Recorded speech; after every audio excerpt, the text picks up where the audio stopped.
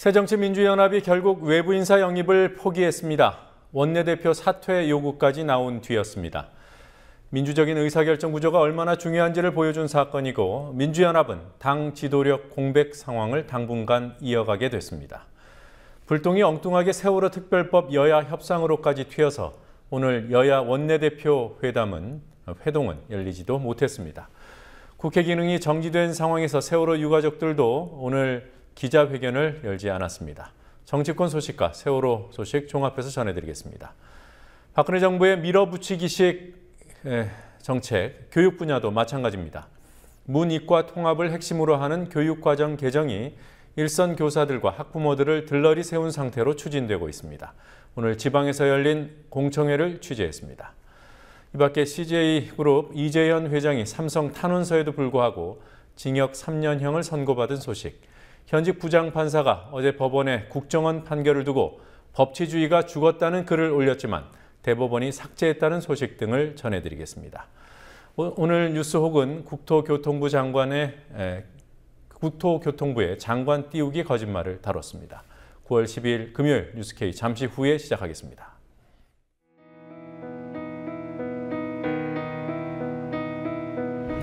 (1960년 4월 19일) 당시 언론은 빨갱이 데모라고 했습니다. 지금 우리는 혁명의 역사로 기억합니다. 1980년 5월 18일 당시 언론은 불순분자의 폭동이라 했습니다. 지금 우리는 독재에 항거한 정의의 역사로 기억합니다. 1987년 6월 10일 당시 언론은 대학생 가두 시위라 했습니다. 지금 우리는 민주주의를 쟁취한 감격의 역사로 기억합니다.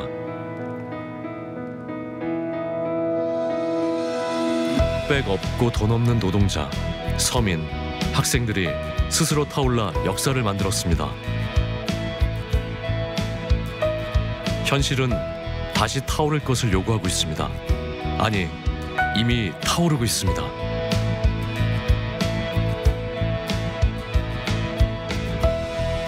빨갱이를 종북으로, 불순분자를 외부 세력으로, 언론은 말만 바꾸었을 뿐 역사를 부정하고 있습니다.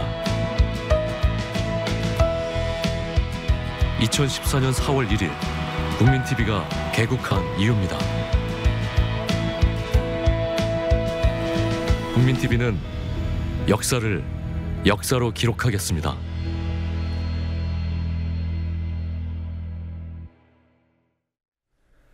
연대단식을 비롯한 시민들의 다양한 참여로 붐볐던 세월호 유가족 농성장이 추석 연휴가 지나고 다소 한산해진 모습입니다. 유가족들도 늘 해오던 기자회견을 오늘은 하지 않았습니다. 유가족들은 세월호 특별법에 관한 여야 협상에 진전이 없는 상황에서 묵묵히 농성장을 지킬 뿐이라고 말합니다. 박근혜 대통령의 제부인 신동욱 씨는 이른바 실험단식을 12일째 이어오고 있습니다. 세월호 사건 취재하고 있는 뉴스PD 연결해서 알아보겠습니다. 윤이나 PD. 네, 윤이나입니다. 가족대책위가 매일 하던 기자회견을 오늘은 안 했습니다. 안 한 특별한 이유가 있습니까? 네, 가족대책위는 이제까지 매일 기자회견을 열어 입장을 발표해 왔는데요. 오늘은 별도의 기자회견은 하지 않았습니다. 세월호 특별법을 놓고 여야가 협상에 진전이 없는 상황에서 유가족들이 할 수 있는 일이 없기 때문입니다.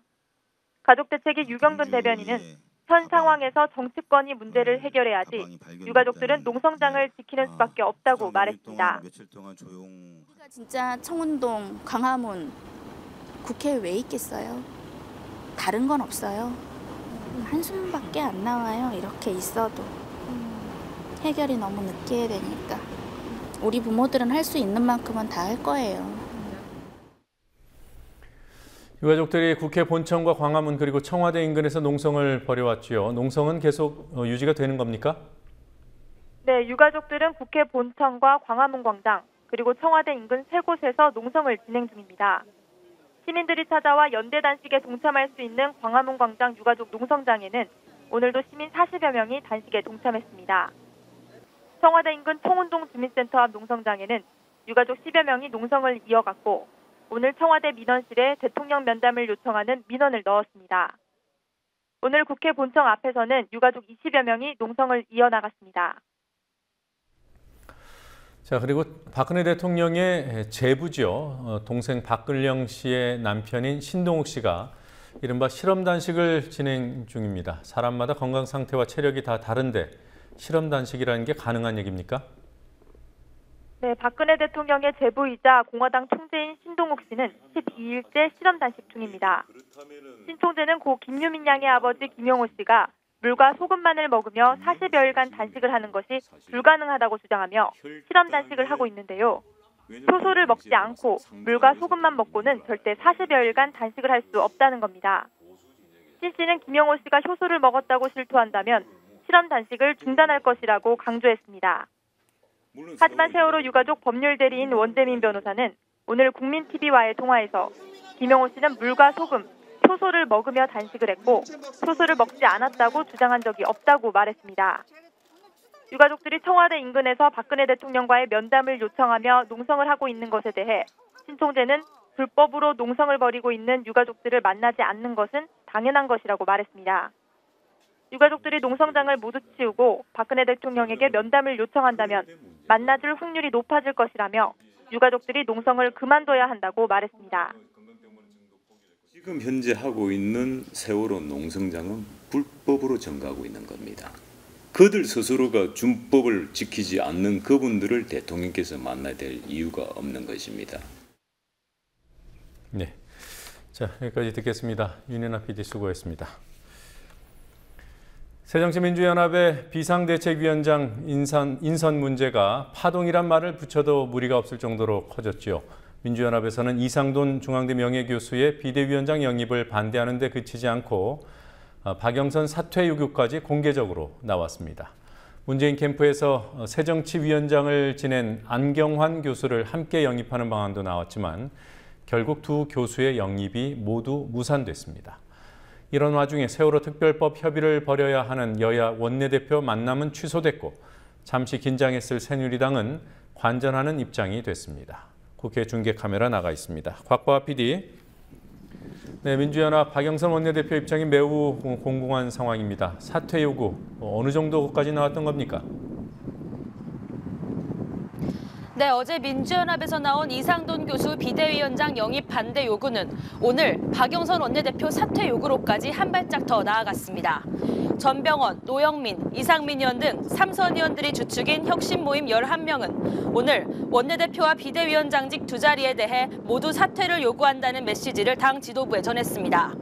고 김근태 의원 계열인 민주평화국민연대, 민평련도 오늘 오전 10여 명 의원이 참석한 긴급회의를 열고 박영선 원내대표가 물러나야 한다는 결론을 내린 것으로 알려졌습니다.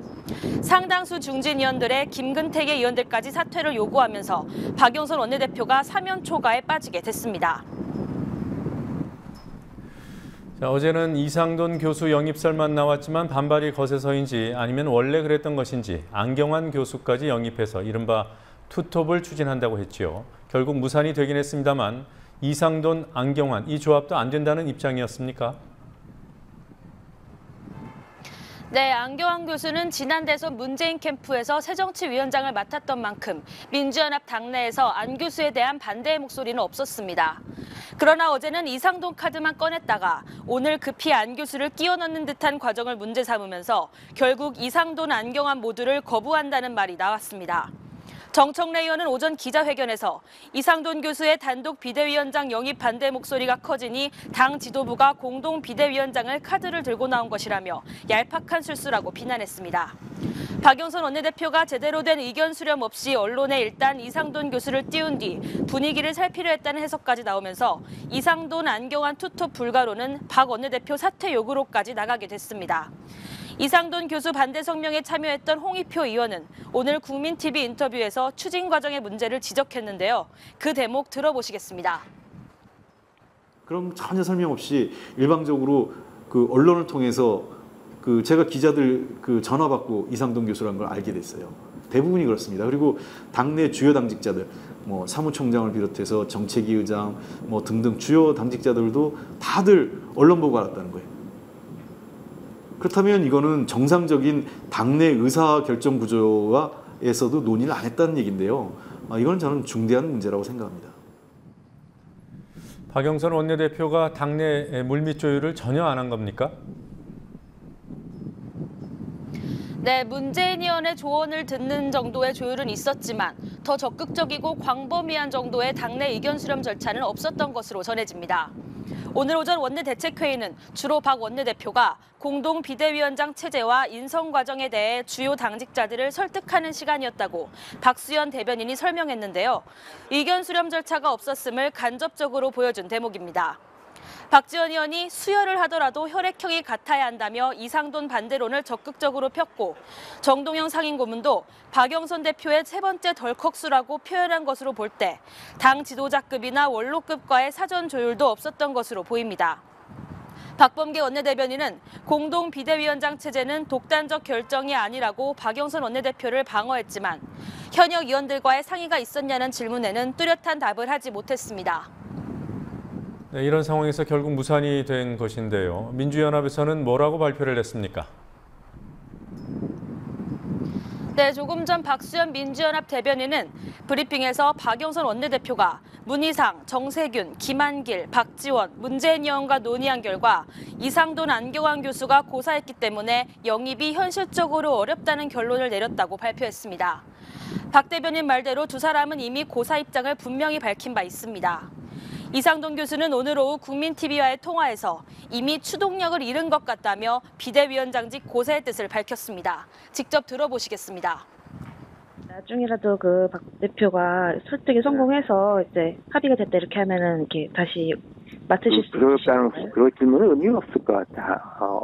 이렇게 됐는데 이게 이미 추동력을 잃어버린 거 아닌가요? 그렇잖아. 이미 연판장 단식 이렇게까지 되면 이게. 네. 솔직히 내 입장에서도 내가 뭐가 아쉬워서 그래요. 안경환 교수도 언론 인터뷰에서 정치에 관련된 일을 할 수 있는 사람이 아니라는 말로 비대위원장직을 거부했습니다. 한편 박수현 대변인은 박영선 원내대표의 거취에 대한 문제 제기는 당을 더 위기로 치닫게 하므로 자제해야 한다는데 문재인, 정세균 등 5명의 의원들이 의견을 모았다고 전했습니다. 네. 자, 새누리당 이런 상황을 어떻게 보고 있습니까? 네, 새누리당은 일단 침묵하면서 추이를 살피고 있습니다. 새누리당에선 민주연합의 이상돈 교수 영입 시도에 관한 공식 논평이 전혀 나오지 않았고 대변인들도 별도 논평 요구에 고개를 저었습니다. 김종인 전 비대위원이 당을 떠난 데 이어 이상돈 교수마저 당을 떠나 야당의 간판이 된다면 결국 대통령에게 흠집이 날 수 있기 때문에 이슈화를 피하려는 의도로 풀이됐습니다. 그러나 민주연합이 이상돈 교수 영입을 끝내 포기하고 그 과정에서 내부 갈등만 나타나면서 새누리당이 긴장할 이유가 없어져 버렸습니다. 네, 불똥이 세월호 특별법 협상으로까지 튀었죠. 여야 원내대표 협의가 열리지 못했습니다. 네, 여야 원내대표는 어제 진전된 논의 없이 회동을 끝내면서 이르면 오늘 다시 만나 세월호법 등을 논의하기로 했지만 오늘 만남은 이뤄지지 못했습니다. 이 난리 속에 어떻게 만나냐는 한 민주연합 당직자의 말대로 민주연합의 비대위원장 인선 파동이 협의 무산의 주된 이유로 보입니다. 박수현 민주연합 대변인이 모레 회동이 있을 예정이라고 잠시 전 알리긴 했는데요.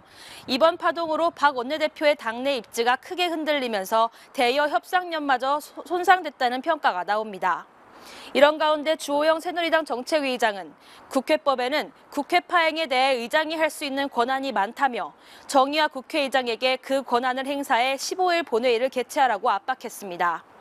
주 의장은 또 국회의장의 직권상정을 맡는 국회 선진화법을 위헌으로 보고 있다며 국회 선진화법을 어떻게 할 건지 다음 주에 잠정 결론을 내리겠다고 밝혔습니다. 한편 정의화 의장은 오늘 오전 국회 상임위원장단과 연석회의를 갖고 여야 원내대표가 세월호법과 정기국회 일정에 대해 대승적 타협의 정신으로 합의를 이루도록 최선을 다해달라고 촉구했습니다. 지금까지 국회에서 국민TV 뉴스 곽보아입니다.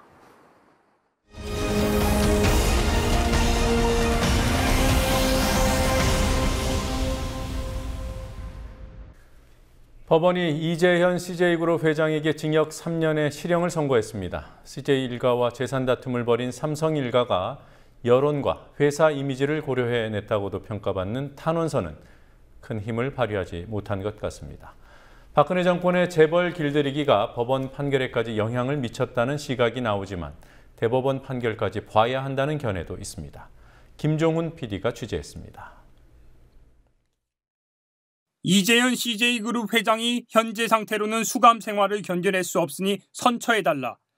지난달 19일 이재용 삼성전자 부회장을 비롯해 이건희 회장의 부인 홍라희 씨, 이 회장의 동생인 이명희 신세계 회장, 누나인 이인희 한솔그룹 고문 등이 법원에 제출한 탄원서 내용입니다. 이건희 회장과 상속 분쟁을 치른 이맹희 전 제1비료 회장의 장남이 이재현 회장임에도 불구하고 이건희 회장 측은 탄원에 동참했습니다. 이후 법원이 항소심 선고 공판을 하루 앞둔 지난 3일 이례적으로 재판을 일주일 이상 연기하면서 삼성과의 탄원이 효력을 발휘하는 것 아니냐는 예측이 나오기도 했습니다. 하지만 서울고등법원 형사10부는 오늘 이재현 회장에게 징역 3년의 실형과 벌금 252억 원을 선고했습니다.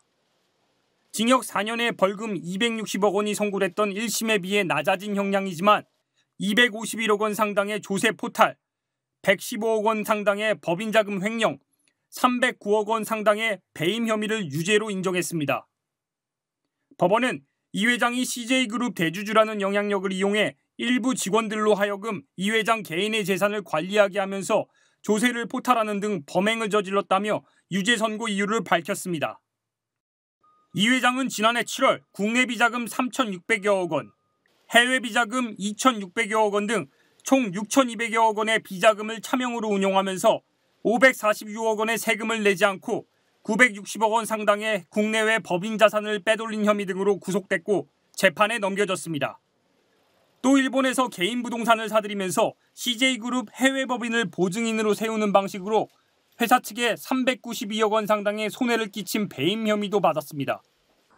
이번 판결은 재벌 총수들에게 법원이 흔히 내리는 징역 3년, 집행유예 5년의 판결도 아닐 뿐더러 삼성과의 탄원서도 통하지 않았다는 점이 특징이고 이에 따라 다양한 해석이 나옵니다. 우선 재벌을 길들이려는 정권의 의지가 법원 판결에까지 영향을 미쳤다는 해석입니다. 최태원 SK 회장과 윤석금 웅진그룹 회장이 각각 징역 4년의 실형을 받은 연장선상에서 이번 판결을 봐야 한다는 겁니다.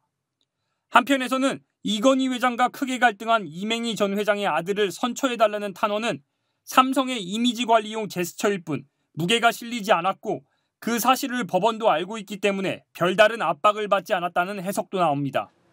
하지만 대법원 판결까지 기다려봐야 한다는 견해도 있습니다. 경제정의실천시민연합의 권오인 경제정책국 부장은 실형도 받았지만 감형된 것도 사실이라며 결국은 집행유예를 받을 가능성이 여전히 있다고 말했습니다. 지금은 1차적으로는 감형된 거는 사실이고 이걸 더 지켜봐야 되는 게 또 향후에 이게 이쪽 이재현 회장 측은 또 상고를 한다는 입장이잖아요. 예, 그렇습니다. 거기서 이제 어떻게 될지는 저희가 지켜봐야 되는데 일단 감형은 됐고 향후에 또 이제 상고해가지고 만약에 또 했을 때 집행유예라든지 이렇게 풀려나올 약간 우려감도 있는 게 좀 사실이거든요. 구속 집행정지 상태로 서울대병원에서 입원 중에 재판을 받은 이재현 회장은 선고 직후 구급차를 타고 병원으로 돌아갔습니다. 이 회장 측은 즉각 상고 의사를 밝혔습니다. 특히 수용 생활을 감당할 수 없는 건강 상태임에도 불구하고 그리고 모든 피해가 변제되었음에도 불구하고 실형이 선고되어서 안타깝고 가슴 아픕니다. 조만간 상고해서 대법원 판단을 받겠습니다. 법원은 이 회장이 신장 이식 수술로 건강이 좋지 않다는 점과 오는 11월 21일까지 구속 집행정지 상태인 점을 고려해 법정 구속하지는 않았습니다. 국민TV 뉴스 김종훈입니다. 문과와 이과를 통합하는 것을 핵심으로 하는 교육과정 개정이 추진되고 있습니다. 오늘 공청회가 열려서 취재를 갔습니다. 일선학교에는 어제 통보됐고 보도자료는 오늘 아침에 나왔습니다. 교사나 학부모 참석은 어렵게 하고 언론 보도로 근거는 남기려는 꼼수로 보입니다.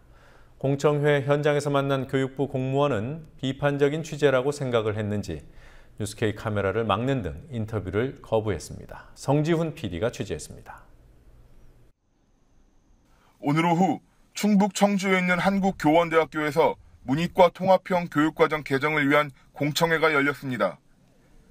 교육부의 공식 발표를 불과 열흘 정도 앞두고 열린 공청회지만 각계의 의견 수렴을 취지로 내세웠습니다. 공청회가 열리기 30분 전 같은 장소에선 교육부의 교육과정 개정에 반대하는 전교조의 기자회견이 열렸습니다. 지금 2009 개정 교육과정, 2011 개정, 2013 수시 개정까지 학교 현장은 계속 교육과정 개정 때문에 혼란과 그 여파가 상당히 큽니다. 근데 교육부는 문이과 통합형 새 교육과정의 핵심이 인문과 과학기술에 대한 기초 소양을 두루 함양할 수 있게 하는 데 있다고 설명합니다. 하지만 전교조는 중고등학교에 소프트웨어 교과가 신설되고 초등학교에도 안전교육 과목이 생기는 등 입시와 학습 부담이 가중된다고 지적합니다. 저것은 문이과 통합형 교육과정이 아닙니다. 문이과가 없어지는 게 절대 아니에요. 학교 현장에는 문이과 계속 있을 거예요. 단 과거 공통 필수 교육과정의 복원이라고 정확한 명칭을 사용해 주기 바랍니다. 이상입니다. 교육부가 교육과정을 개정한다면서 현장 교사들의 의견을 수렴하지 않은 채 밀실에서 추진해왔다는 지적도 나왔습니다. 교육부가 일선학교에 공청회 개최 안내 공문을 발송한 시점은 지난 4일이었지만 지역교육청을 거쳐 일선학교에 공문이 도착한 건 추석 연휴가 지난 어제였습니다. 교육부의 보도자료는 오늘 아침에 나왔습니다. 일선 교사와 학부모가 충북 청주에서 열리는 공청회에 참석하기란 사실상 불가능했습니다. 때문에 오늘 공청회는 교육부 설명에 대한 반대 없이 미리 조율된 지정토론 중심으로 진행됐습니다. 현장과의 소통이 없다는 것입니다. 심지어 오늘 공청회가 있다는 사실조차도 학교 현장에서는 어제 오전에 학교에 공문이 왔어요. 형식만큼 절차를 밟고 있는 거다. 이렇게 보이는 거죠. 공청회 참석자도 형식적인 공청회였음을 인정했습니다. 그러니까 공청회가 좀 형식적이라는 생각은 확실히 들어요. 그 시수 부분이나 이런 부분들에 아직까지 문제점이 좀 있고 어떤 형태로든지 어떻게 갈 건지에 대한 논란이 있으니까 그런 부분들을 좀 더 감안을 해주시면 좋겠죠. 근데 그 부분은 교육부 윗선에서 생각하셔야 할 문제고 저희가. 하지만 교육부는 의견 수렴 절차에 문제가 없었다면서 오는 24일 예정대로 새 교육과정을 발표한다는 입장입니다. 국민TV 뉴스 성지훈입니다.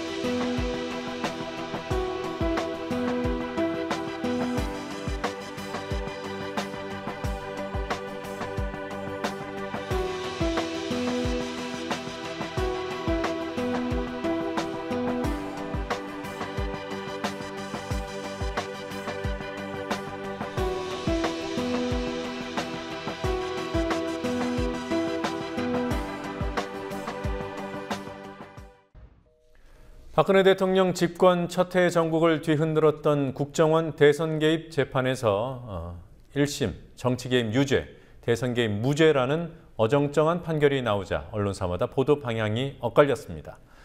KBS, SBS, JTBC가 서로 비슷한 보도를 했고 MBC와 TV조선, 채널A가 다른 한편으로 또 비슷한 보도를 했습니다. 이들 중에서도 MBC의 친북 사이트 급증 리포트와 실체 없는 국정원 대선 개입 논란으로 호송세월을 했다는 채널A의 리포트가 최악이었습니다. 조아라 PD가 보도합니다. 어제 KBS 9시 뉴스가 보도한 국정원 대선 개입 사건 판결, 이른바 원세훈 판결 리포트입니다. 국정원법 유죄, 선거법 무죄라는 표현을 제목에 나란히 담았습니다. 국정원법 유죄 부분이 앞에 나오고 색깔도 입혀져서 다소 강조된 편집으로 볼 수 있습니다. MBC 8시 뉴스에 나온 원세훈 판결 보도의 제목은 KBS와 정반대였습니다. 선거법 무죄를 앞세웠고 색깔로 강조했습니다. 원세훈 판결과 관련된 두 번째 리포트에서도 KBS와 MBC는 차이를 보였습니다. 둘 다 판결의 이유를 설명하는 보도였지만 KBS가 의문형 제목을 통해 객관적인 보도를 지향했다면 MBC는 국정원 댓글 선거 개입 아니었다는 단정적인 표현을 판결문에서 인용해 제목에 올렸습니다. 심지어 MBC는 대남선전 사이트 파상공세라는 리포트를 덧붙여서 국정원의 사이버 정치 개입 활동이 마치 필요한 것처럼 보도했습니다. 세월호 참사 이후 친북 사이트가 급증했다는 내용도 담았습니다. 다른 방송들도 KBS와 MBC처럼 보도가 엇갈렸습니다. TV조선은 MBC처럼 대선 개입이 아니라는 부분을 강조했습니다. 여기에 출처가 불분명한 익명의 검찰 관계자의 주장을 내세워 특별수사팀이 무리한 수사를 했고 검찰 내부에서 자성의 목소리가 나오고 있다고 보도했습니다. 채널A는 MBC와 TV조선보다 한 발 더 나갔습니다. 모두 3건의 리포트를 보도한 채널A는 재판부가 대선 개입 무죄 이유로 원세훈 전 국정원장이 선거 개입 말라고 수차례 지시했다는 부분을 부각했습니다. 이번 판결로 1년 이상 전국을 뒤흔들었던 국정원의 대선 개입 논란은 실체가 없는 의혹제기였던 것으로 판명났다고 앵커가 단정해 말하기도 했습니다. 반면 SBS와 JTBC는 KBS와 비슷한 수준의 보도를 했습니다. 대선 개입 무죄보다는 정치 개입 유죄를 강조하고 판결의 모순을 지적하는 등 MBC, TV조선 채널A와 대조를 보였습니다. 국민TV 뉴스 조아라입니다. 현직 부장판사가 원세훈 전 국정원장의 선거법 무죄 판결은 궤변이라고 질타하는 글을 법원 내부 게시판에 올렸습니다. 대한민국 법조계를 비판하는 이 글이 파장을 일으키자 대법원은 직권으로 이 글 전체를 삭제했습니다. 오늘 있었던 주요 뉴스들 노지민 PD와 함께 살펴보겠습니다. 어서 오십시오. 안녕하십니까? 네, 어제 이른바 원세훈 판결을 둘러싼 논란이 법조계 정치권 계속 이어지고 있습니다. 현직 판사가 관련된 글을 올렸습니다. 네, 수원지법 성남지원의 김동진 부장판사가 오늘 아침 법원 내부 게시판인 코트넷에 법치주의는 죽었다는 글을 올렸습니다. 김 부장판사는 이 글을 통해 재판장이 고등법원 부장판사 승진심사를 앞두고 입신 영달에 중점을 둔 것이 아니냐는 의혹을 제기하며 지록 위마의 판결이라고 비판했습니다. 네. 현재 이 글은 삭제된 상태라고 해요. 네, 이 글이 언론을 통해서 전해지면서 관심을 끌자 대법원이 직권으로 글을 삭제해버렸습니다. 네, 정치권 공방은 어느 정도입니까? 네, 어제 판결을 두고 여야 간 각기 다른 해석을 내놓고 있습니다. 오늘 오전 원내대책회의를 연 새정치민주연합 의원들은 1심 결과를 비판하며 검찰에 항소를 촉구했는데요. 다만 진선미 의원은 부족한 판결문으로나마 원 전 원장의 끊임없는 대선 개입 행위가 인정됐다고 강조했습니다. 반면 주호영 새누리당 정책위의장은 야권의 반발을 비판하며 국정원 대선 개입 문제를 제기해온 이들의 입장 표명이 있어야 한다고 주장했습니다. 두 발언 직접 들어보시겠습니다. 이 부족한 판결문에 의해서도 심지어 대선 국면까지 원세훈 국정원장이 2009년 2월부터 2013년 내려갈 때까지 퇴임할 때까지 끊임없이 정치 개입 행위를 조직적으로 해왔다라는 것을 인정하고 있는 것입니다. 심지어 대선 국면에서도 그런 정치 개입 행위가 있었다. 야당 정치인에 대해서 정면으로 비판하고 왜곡시키는 그런 행위들을 했다라는 것이 인정되어 있는 것입니다. 그리고 그래서 정치권에서 엄격한 법리와 증거 조사를 거쳐서 판단된 판결을 법리적으로 다투는 이외에 정치적 입장에 따라서 유불리를 가지고 비난하는 것은 나라 전체를 위해서 바람직하지 않다 이런 말씀을 드리고요. 이것이 대통령 선거에 개입한 것이라고 집요하게 주장해왔던 사람들 또 그것 가지고 여러 차례 자신의 입지를 키워온 사람들은 판결이 최종 확정된 것은 아닙니다만 그 판결에 대해서 자신의 입장 표명이 있어야 하지 않을까 이렇게 생각합니다. 네, 어제 이 시간에 정말 이런 일이 있을까 싶은 소식을 전해드렸죠. 경찰서장이 그 송전탑 반대 주민들한테 돈 봉투를 돌린 사건이요. 결국 그 경찰서장 직위 해제가 됐군요. 네, 오늘 경찰청은 송전탑 건설을 위해 주민들에게 돈 봉투를 돌려 물의를 일으킨 이현희 청도경찰서장을 직위 해제했습니다. 또 경찰청은 이전 서장이 돈을 돌린 행위는 중대한 사안이라 감찰이 아닌 사법 처리를 전제로 한 수사로 전환했다고 밝혔습니다.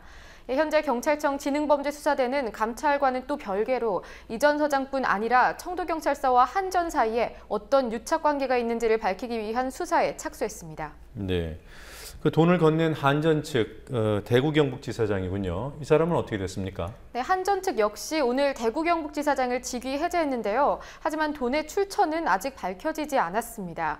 경찰의 추적 결과 이 돈이 한전이 조성한 비자금 계좌에서 나온 것으로 드러나게 될 경우 사건은 한전 비자금 수사로도 확대될 수 있습니다.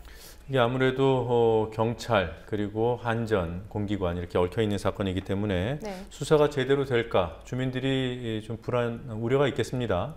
네, 오늘 송전탑 건설에 반대하는 주민들 그리고 시민단체들은 한전과 경찰의 유착관계를 밝혀야 한다며 경북지방경찰청 앞에서 기자회견을 열었습니다. 대책위와 주민들은 이현희 전 청도경찰서장과 이강현 전 한전 대구경북지사장을 경찰에 고발했습니다. 또 기자회견 후 이들은 민원실을 찾아 이현희 전 서장의 이름으로 전달됐던 현금 800만 원이 든 봉투 그리고 고발장을 제출했습니다. 네, 많이 늦었지만 그나마 다행스러운 소식이 있습니다. 이른바 삼성 백혈병 피해자들이 고인이 됐습니다만 늦게 산업재해 판정이 났습니다. 네, 근로복지공단이 어제까지 마감 기한이었던 상고를 포기하면서 고 황유미 씨와 고 이수경 씨의 백혈병이 산업재해라는 항소심 판결이 확정됐습니다. 근로복지공단은 지난 1, 2심에서 모두 산업재해가 인정된 만큼 승산이 낮다는 점, 그리고 사회적인 비판 여론을 고려해서 상고를 포기한 것으로 보입니다. 고 황유미 씨의 아버지 황상계 씨는 약속을 지켰다는 점에서 뿌듯한 한편 딸인 유미 씨가 생각나 우울하기도 하다며 삼성이 남아있는 교섭 과정에는 성실하게 임하길 바란다고 말했습니다. 네. 자, 그리고 박근혜 정부가 계속 그 세금을 인상할 것이라는 전망이 있습니다만 어제 담배값 인상 발표를 했고요. 또 오늘은 그 안전행정부가 지방세를 인상하겠다 이런 개편안을 내놨군요. 네, 오늘 안전행정부가 주민세와 영업용 자동차세를 대폭 인상하고 각종 지방세 감면 혜택을 점차 폐지하는 지방세 개편안을 발표했습니다. 우선 현재 1인당 평균 4,620원이 부과되는 주민세를 1인당 2,000원에서 만원까지 올리고 2년 뒤에는 만원 이상 2만 원 미만까지 2배 넘게 인상하기로 했습니다. 또 자가용을 제외한 차량, 즉 화물차, 버스, 택시에 부과되는 자동차세는 100% 올리기로 했습니다. 재산세 세 부담 상한제도 역시 개편했는데요. 주택의 경우에는 전년도 세액의 105에서 130%로 설정된 상한선을 110에서 135%로 상향 조정하고 또 토지 건축물의 상한도 150%에서 160%로 높이기로 했습니다. 안행부는 주민세와 자동차세 등 인상만으로도 올해 최소 5천억 원을 더 거둘 수 있을 것이라고 보고 15일부터 입법 예고하겠다고 밝혔습니다.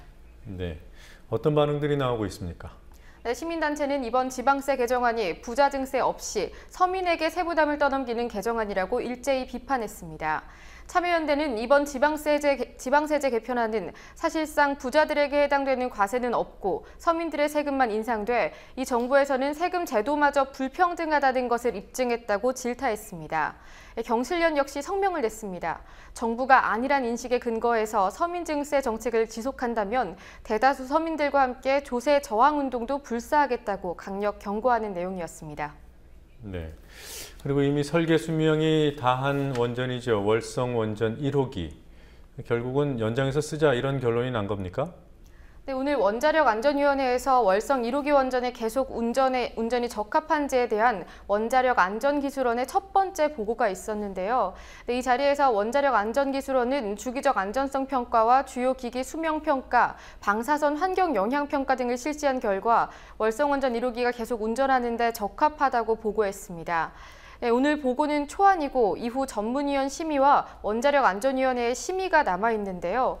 하지만 이 보고가 심의를 통과하게 되면 월성원전 1호기는 설계 수명 만료일인 2012년 11월 20일 이후 10년간이나 더 운전할 수 있게 됩니다. 네, 환경단체, 또 반핵단체, 또 무엇보다 주민들의 반발이 심상치 않겠습니다.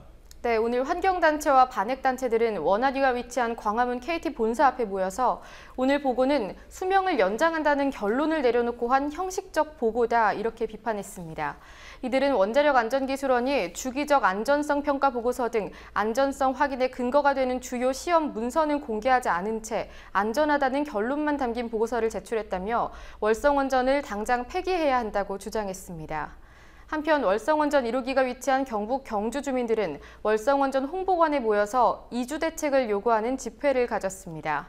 이들은 월성원전 1호기 수명 연장을 시도하면 주변 집가가 떨어지고 떠나고 싶어도 집이 매매가 되지 않는다며 한수원이 이주 대책을 세워줘야 된다고 주장했습니다. 네. 자, 새누리당 한동안 그 성누리당이라는 그런 지탄에 시달렸는데요. 이번에는 박기태 전 국회의장이군요.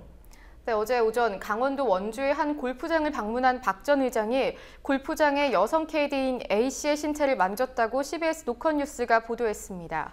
당시 A씨는 무전을 통해서 골프장 측에 신체 접촉이 심하다고 호소했고 그 즉시 다른 캐디로 교체된 것으로 전해졌습니다. 네, 박 전 의장은 어떤 입장입니까? 네, 박 전 의장은 귀엽다는 수준에서 터치한 것이고 또 예쁜데 총각들 조심해라 이런 얘기를 해줬다며 본인은 평소에도 딸을 보면 귀여워서 애정 표시를 남다르게 하는 편이라고 주장했습니다. 또한 원주로 내려가 A씨를 만나 할아버지가 귀엽다고 등 좀 쳐준 걸로 해줘라 이런 말도 전했는데요. 하지만 A씨는 박 전 의장을 고소하겠다는 입장을 거두지 않고 있는 것으로 알려졌습니다. 네, 참 박 전 의장이 지금 새누리당에서 어떤 직함을 갖고 있습니까? 현재 상임 고문으로 남아 있습니다. 네. 자, 그리고요. 많은 분들이 얼굴까지 기억을 하실 텐데 프란치스코 교황이 방한했을 때 통역을 만났던 신부가 계시죠. 정재천 신부. 강정마을에서 연행이 됐다는 소식이 있습니다. 네, 정재천 신부는 지난 1일 예수의 한국 관구장에 취임한 후 공동체 공식 순방의 첫 방문지로 제주 강정마을 예수회를 찾았습니다. 정재천 신부는 이곳을 찾아 해군 기지에 반대하는 사도직 활동에 참여했는데 경찰에 의해서 강제 연행됐습니다. 이 장면이 담긴 사진이 예수회 한국 관구의 페이스북을 통해서 오늘 뒤늦게 공개됐습니다. 그리고 이슬람 과격무장단체 이슬람국가 IS에 의해서 참수당한 미국인 기자가 2명이 있죠. 그중 1명의 가족들이 미국 정부로부터 협박을 당했다는 얘기가 있던데 이건 어떻게 된 얘기입니까? 네, 고 제임스 폴리 기자의 어머니인 다이앤 폴리가 현지 시간으로 어제인 11일 CNN 뉴스에 출연해서 한 말입니다. 다이앤 폴리는 아들이 납치돼 있는 동안 미국 정부가 폴리를 구하기 위해 몸값을 지불하겠다고 할 경우 기소당할 수 있다며 협박했다고 밝혔는데요. 또한 언론에도 나가지 말라고 경고했다고 폭로했습니다. 그러니까 오바마 행정부의 몸값 미지급, 그러니까 테러 단체와는 협상이 없다, 이런 원칙을 따르라, 이런 압박이었군요. 네, 미국 정부는 테러 단체에 인질 몸값을 주면 민간인 납치가 반복될 수 있다는 입장을 고수해왔습니다. 하지만 폴리 기자에 이어 두 번째 포로였던 스티븐 스트로프 기자까지 참수되면서 정부가 안이하게 대처했다는 비판이 거세지고 있습니다. 네. 그리고 오바마 대통령이 밝힌 그 IS 격퇴 전략, 사실상 전쟁 선포인데요. 네. 이에 대한 서방 국가들의 반응은 어떻습니까? 주요 우방국들의 지원조차 사실 불투명한 상황입니다. 독일이 확고하게 불참 의사를 밝힌 가운데 영국, 프랑스도 국제법 등의 여건과 명분을 고려해보겠다는 입장입니다. 시리아, 이라크와 국경을 맞대고 있어 IS 격퇴 작전의 성패를 좌우할 국가로 꼽히는 터키 역시 IS에 자국민 수십 명이 억류돼 있는 상황이기 때문에 공습에 쉽게 동참하기는 어려운 상황입니다. 제프리 삭스 컬럼비아대 교수는 중동에 대한 미국의 개입이 지속적으로 중동을 불안하게 만들었다고 비판하고 있는데요. 존 베이너 하원 의장 역시 공습만으로는 원하는 목표를 얻지 못할 것이라며 우려를 나타내는 등 미국 내에서도 비판과 의문이 이어지고 있습니다. 네. 그리고 어제 새누리당 최고위원 이인재 의원이요, 그 미국에 참수당한 기자의 유가족과 또 우리나라 세월호 유가족들을 비교를 했어요. 근데 비교도 문제지만 사실관계도 틀렸더군요. 네, 그렇습니다. 어제 새누리당 최고위원 회의에 참석한 이인재 의원, 스티븐 소트로프 기자의 유가족들은 미국을 원망하지 않는다며 세월호 유가족들을 애둘러 비판하는 듯한 발언을 했는데요. 먼저 어제 발언부터 들어보시겠습니다. 자기의 사랑하는 아들이고 남편이고 아버지가 희생당한 그 순간에 지켜주지 못한 미국이나 미국 정부를 원망하는 말은 단 한마디도 없고 오히려 그 적들의 공포로부터 미국이 더 강해져야 된다, 이렇게 발표했습니다. 저는 이제 추석 연휴가 끝나고 이제 새롭게 출발하는 이 마당에 유가족들께서 소클로프 유가족들이 보여준 진정한 애국심과 용기를 발휘해 주실 것을 기대합니다. 야당도 마찬가지.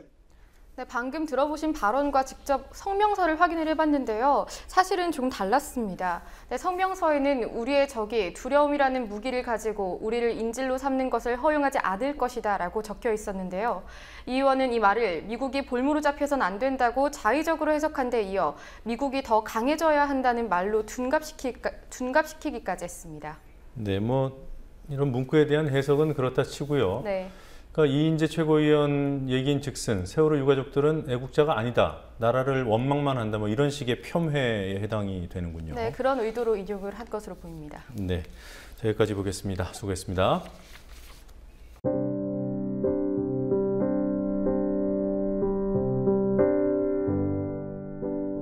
시절이 험하고 어수선해도 자연은 제 갈 길을 가고 때 놓치는 법이 없습니다. 밭에서 땅콩이 다 여물었습니다.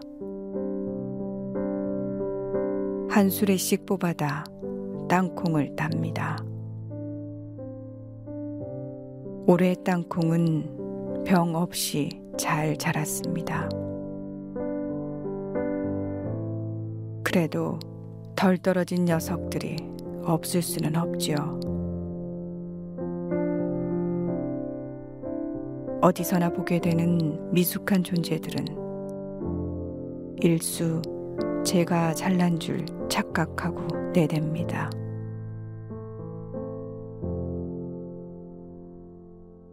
혼자 서지는 못하고 권력에, 돈에, 조직에 충성을 다하고 거기 목을 맵니다. 어리석은 것들.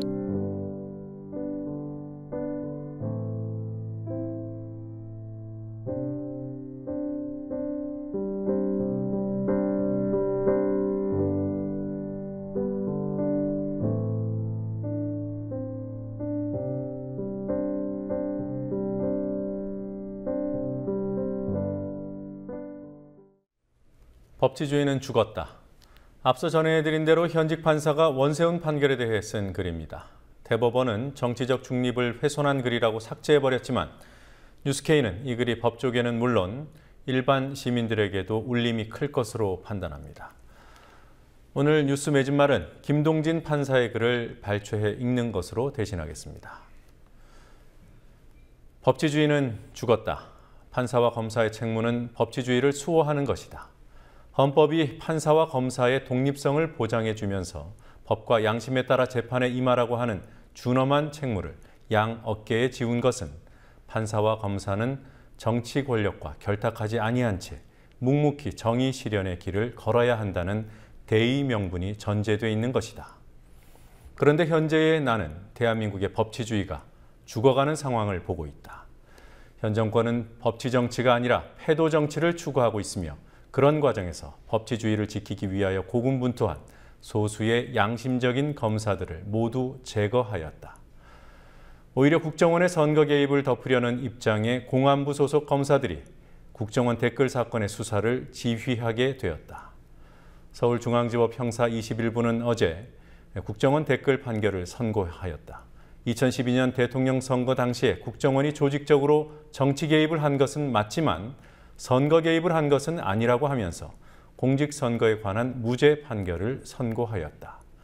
판결문을 모두 읽은 후 나는 이런 의문이 생겼다. 2012년은 대통령 선거가 있었던 해인데 원세훈 국정원장의 계속적인 지시 아래 국정원 직원들이 조직적인 댓글 공작을 했다면 그것은 정치 개입인 동시에 선거 개입이라고 말하는 것이 옳지 않을까? 도대체 선거 개입과 관련이 없는 정치 개입이라는 것은 뭘 말하는 것일까? 이것은 궤변이다. 이 판결은 정의를 위한 판결일까? 그렇지 않으면 재판장이 고등법원 부장판사 승진 심사를 목전에 앞두고 입신 영달에 중점을 둔 사심이 가득한 판결일까? 나는 후자라고 생각한다. 마지막으로 한마디 덧붙이고자 한다. 나는 2012년 대통령 선거 당시에 여당, 야당 중 어느 쪽도 지지하지 않았다. 누군가 편가르기 풍조에 입각하여 나를 향하여 좌익 판사라고 매도한다면 그러한 편견은 정중히 사양하겠다. 나는 판사로서 대한민국의 법치주의 몰락에 관하여 말하고자 할 뿐이다. 법치주의 수호는 판사에게 주어진 헌법상의 책무다. 네, 여기까지입니다. 뉴스K 마치겠습니다. 다음 주 월요일에 뵙겠습니다.